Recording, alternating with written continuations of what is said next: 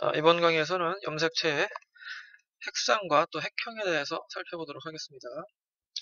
우리는 저번 강의 시간에는 염색체가 왜 응축을 하는지, 그리고 염색체의 구조, 각부의 명칭, 뭐 이런 거에 대해서 배웠어요. 즉, 저번 시간에는 어떤 나무를 우리가 자세하게 관찰을 했다면, 이번 시간에는 염색체가 여러 개 모여있는 전체적인 숲을 한번 배워보도록 하겠습니다.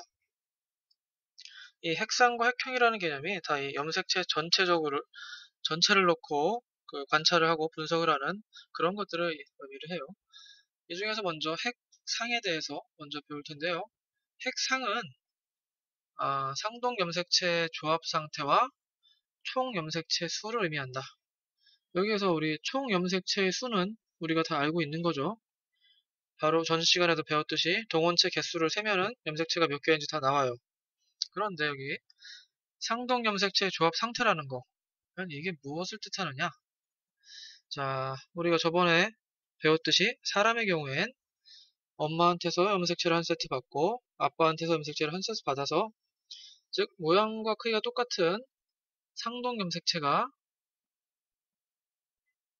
두 개가 하나의 짝을 이룬다고 했어요. 그런데 사람의 경우에는 이렇지만 어떤 생물의 경우에는 모양과 크기가 같은 것들이 세 개가 있을 수가 있어요. 그래서 세 개가 같이 상동 염색체를 이룰 수가 있어.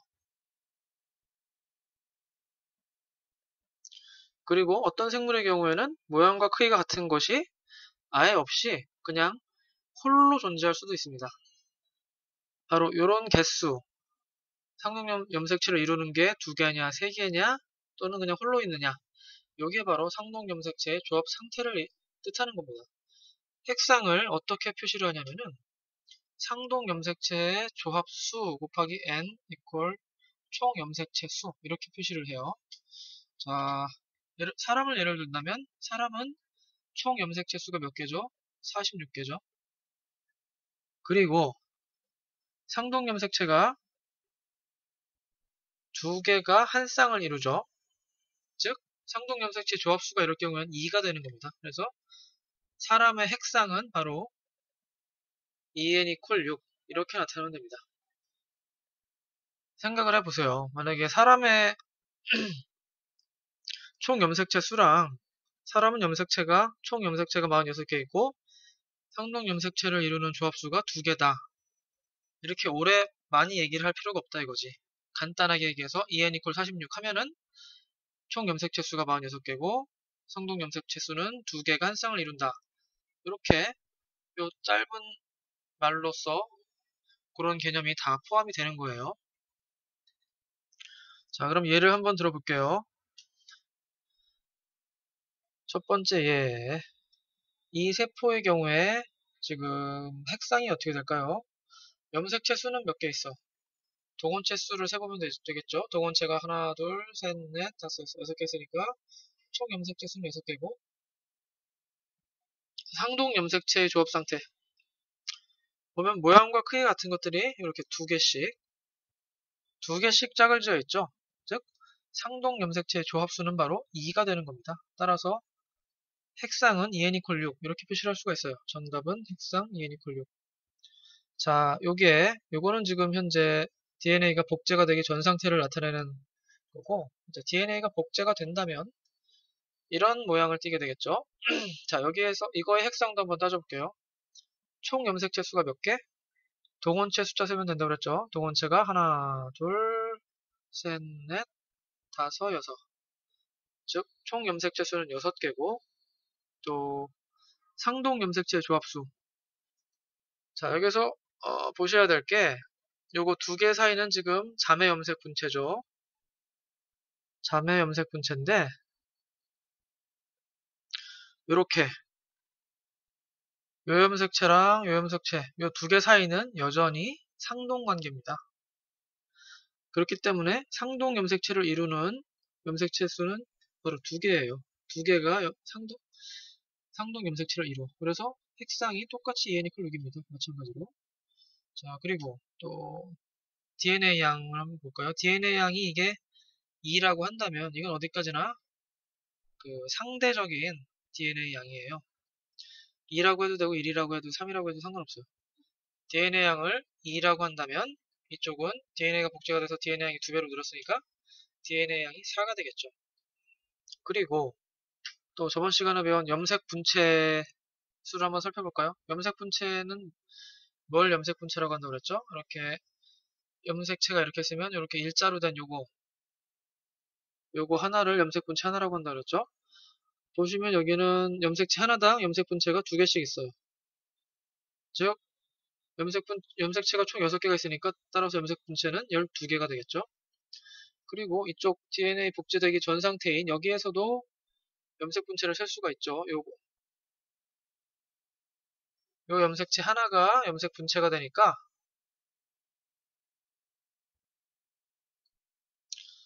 이쪽 세포에서의 염색 분체는 6개가 되겠죠. 자, 이제 두 번째 예를 한번 들어볼까요? 이런 세포가 있어요. 염색체 수는 몇 개? 2개고 그럼 상동 염색체의 조합수 모양과 크기가 똑같은 염색체가 그냥 하나씩밖에 없죠. 같은 게 아예 없어. 이럴 경우에는 상동 염색체의 조합수가 1이 되는 거예요. 그래서 핵상은 그냥 n이라고 써주면 되고 n 이퀄 2가 바로 핵상이 되겠습니다. 그리고 이게 복제가 되면은 이런 염색체 모양이 될 테고 여기도 역시 총 염색체 수는 2개. 역시 모양과 크기가 같은 염색체가 하나씩밖에 존재하지 않기 때문에 그냥 n이라고 써줘서 핵상은 n 이퀄 2가 되겠습니다. 여기서도 역시 DNA 양 상대적인 양을 2라고 한다면 DNA가 복제가 됐을 때는 DNA 양이 2배인 4로 늘 테고 이쪽 파트에서 염색 분체의 수는 하나, 둘, 셋, 넷, 4개가 되겠죠. 그리고 DNA 복제되기 전에 염색 분체 수는 하나, 둘, 2개가 될 테고. 자, 그럼 세 번째 예를 한번 들어볼까요? 여기서 보시면 총 염색체 수는 하나, 둘, 셋, 넷, 다여 6개가 되겠죠. 그리고 상동 염색체의 조합수 모양과 크기가 같은 것들이 3개씩 짝을 지어있죠. 이 3개가 다 상동 염색체가 되는 겁니다. 이럴 경우에 상동 염색체의 조합수가 바로 3이 되는 거예요. 따라서 핵상은 3n 이퀄 6이다. 그리고 이게 복제가 되면 마찬가지로 핵상은 그대로 동일하겠죠.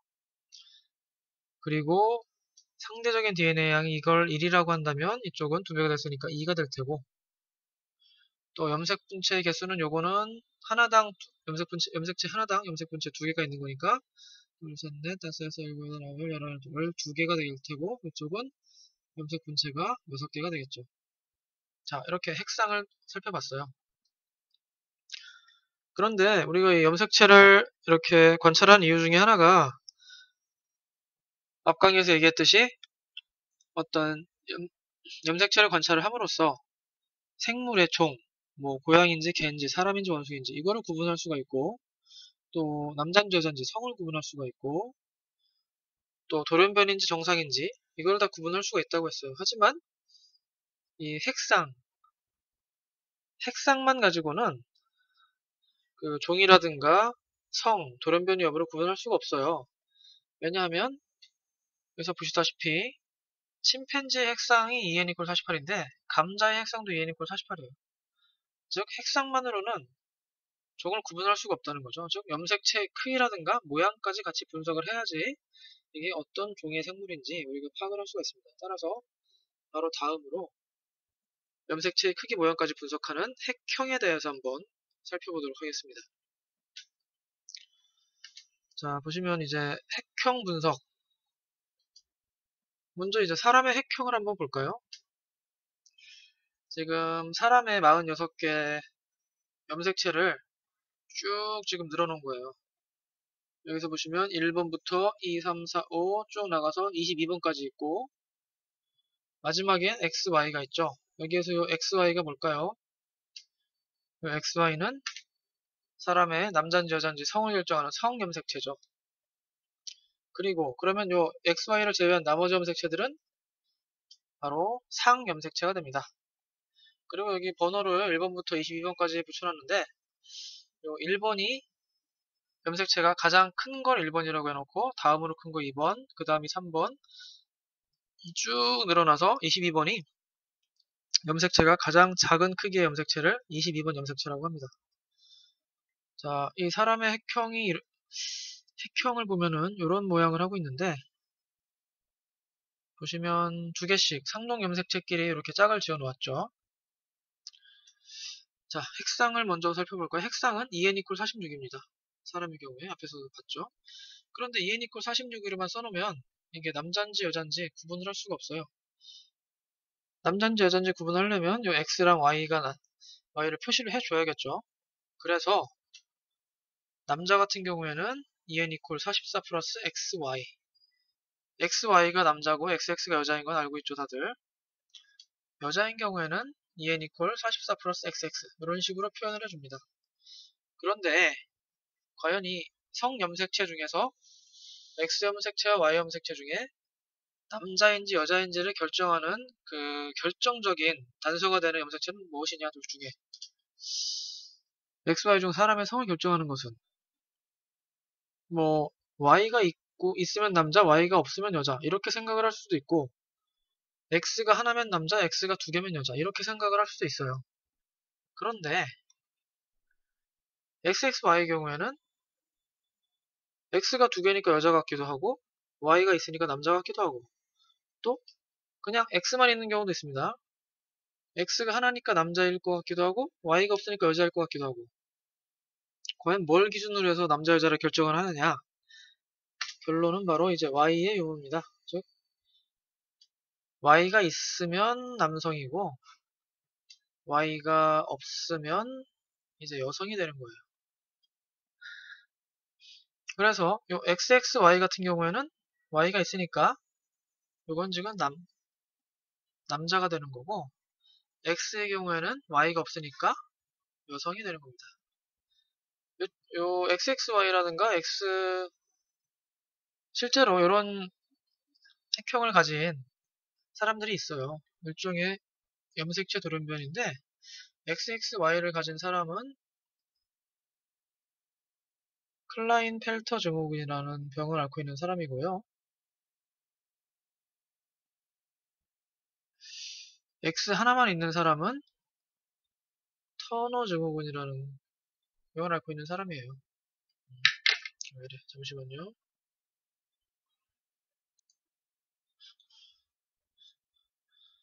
자, 다시 써보시면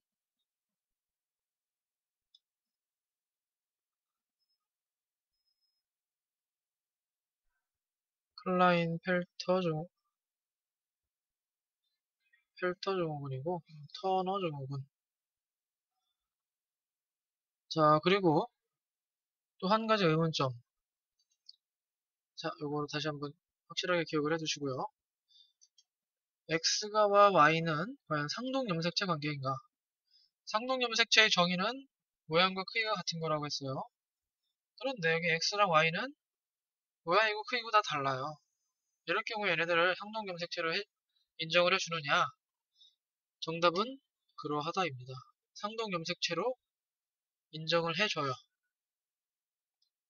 왜냐? 모든 법칙에는 예외가 있습니다. 그냥 예외의 일종일 뿐이에요. XX는 여자의 경우에 이제 XX가 오죠, 성염색체로. XX는 당연히 상동염색체로 인정이 되는 겁니다. 모양과 크기랑 또 염색 유전 정보의 종류도 동일하기 때문에 자 이렇게 우리가 이쪽에서 보시면 핵형이라는 걸 알았고 핵형이라는 게 뭐냐? 다시 한번 전체 염색체의 수, 모양, 크기를 따지는 겁니다. 이렇게 우리가 핵형을 분석을 함으로써 우리가 알 수 있는 게 있어요. 제가 계속 반복해서 얘기를 했듯이 종을 구분할 수가 있어. 핵형이 동일하면 동일한 종이다. 그리고 성을 구분할 수가 있습니다. X와 Y를 통해서. 그리고 염색체 돌연변이를 또 구분을 할 수가 있어요. 예를 들어서 이것도 어떤 사람의 핵형입니다. 그런데 위에서 봤던 이쪽 그림이랑 이쪽 그림이랑 차이가 있어요. 뭐가 틀린지 한번 찾아보시기 바랍니다. 힌트는 제일 아랫줄. 제일 아랫줄을 보시면 21번 염색체가 X가 3개죠. 이건 지금 돌연변이인 거예요. 이런 돌연변이를 뭐라 하냐? 바로 다운 증후군입니다. 여러분 다 아시죠? 다운 증후군이 뭔지. 다운 증후군은 보시다시피 21번째 염색체가 2개가 아니라 3개로 이루어져 있어요. 이렇게 핵형 분석을 통해서 염색체 돌연변이 여부도 우리가 확인을 할 수가 있다 이겁니다. 그리고 이런 핵형 분석은 언제 하느냐? 바로 세포 분열의 그 중기에 합니다. 중기. 이거 세포 분열 요거는 이제 뒤에서 배울 건데 아까 잠깐 설명을 했듯이 세포 분열은 분열기에 한다고 그랬죠. 분열기 중에서도 이제 또 시기를 나눌 수가 있는데 전기, 중기, 뭐 후기, 말기 이런 식으로 나눌 수가 있어요. 그런데 이 중에서도 요 중기에 이런 염색체들이 일자로 쭉 늘었습니다. 일자로 쭉 늘어서요. 그렇기 때문에 관찰하기가 굉장히 쉬워져요. 그리고 위에 있는 이 핵형이라고 나온 이 사진도 사실은 이런 세로로 쭉 늘어서 있는 염색체들을 사진을 찍어다가 하나하나 이렇게 포토샵 같은 걸로 떼어내서 크기별로 이렇게 쭉 늘어놓은 겁니다. 무슨 소리인지 아시겠죠? 아무튼 이런 이제 핵형 분석까지 다 설명을 했고요. 바로 다음으로는 세포가 일정한 주기가 있어요. 주기. 그 주기에 대해서 한번 설명을 해보도록 하겠습니다.